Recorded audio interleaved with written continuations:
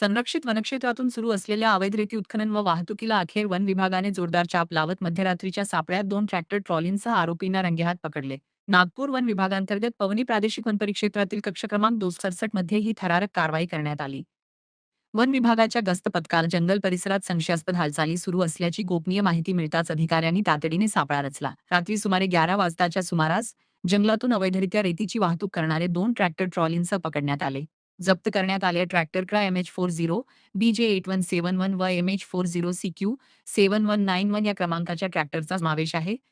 या कारवाई दरम्यान सुभाष धनु भलावीरा, सावंगी नंदू राकेश सोनवणेरा, पवनी आणि राजा शेवराव धुर्वेरा, सावंगी या तिघांना ताब्यात घेण्यात आले असून त्यांच्या विरुद्ध वनगुन्हा दाखल करण्यात आला आहे.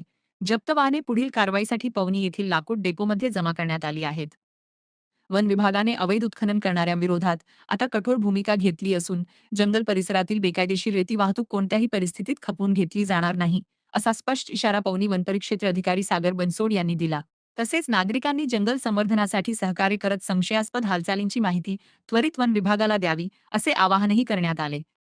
ही कारवाई उपवनसंरक्षक डॉक्टर विनिता व्यास आणि सहाय्यक वनसंरक्षक गोविंदा लुचे यांच्या मार्गदर्शनाखाली पार पडली.